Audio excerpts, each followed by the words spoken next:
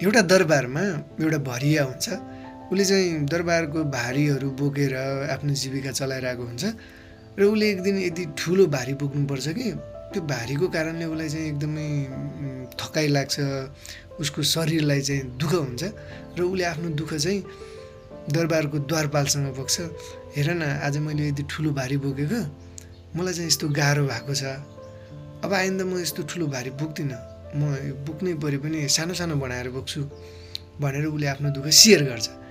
अनि द्वारपालले त्यो कुरा सुन्छ र द्वारपालले चाहिँ खाना खान जाने बेलामा भान्सेसँग भन्छ कि त्यो हाम्रो भरिया छ नि, उसले त आइन्दा अब म दरबारको भारी बोक्दिनँ भनेको छ, दरबारको लागि म बोक्दिनँ भारी, दरबारको भारी बोक्दिनँ, मलाई गाह्रो भयो भनेको छ भनेर उसले भान्सेसँग सेयर गर्छ।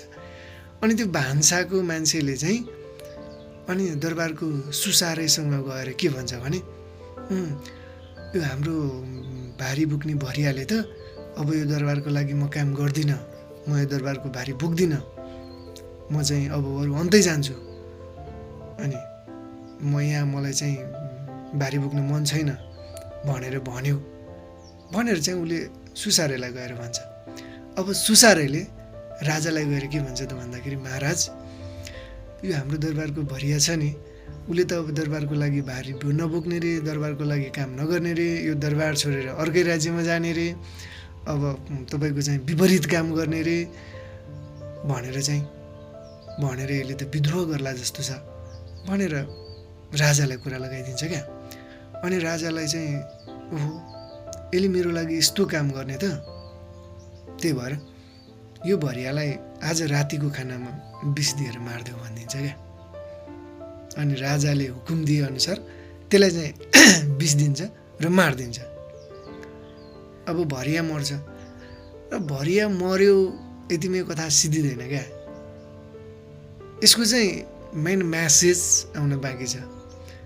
तपाईँलाई के लाग्यो यसको म्यासेज चाहिँ के हो त? म भन्छु है, यसको म्यासेज के हो त भन्दाखेरि, यदि तपाईँले कसैलाई पनि मनको कुरा, दुःखको कुरा सेयर नगर्नुहोस्। हाम्रो समाजमा चाहिँ दुःख बाँड्दाखेरि, दुःख सेयर गर्दाखेरि मन हल्का हुन्छ, मन चाहिँ हलुको हुन्छ भन्ने एउटा मान्यता छ नि, त्यो मात्रै होइन क्या। यदि तपाईँले जो कोहीलाई पनि दुःख सेयर गर्नुभयो भने त्यो तपाईँको लागि दुःख हुनसक्छ, अरू कसैको लागि अवसर पनि हुनसक्छ। त्यही भएर आफ्नो दुःख आफैसँग राख्नुहोस्।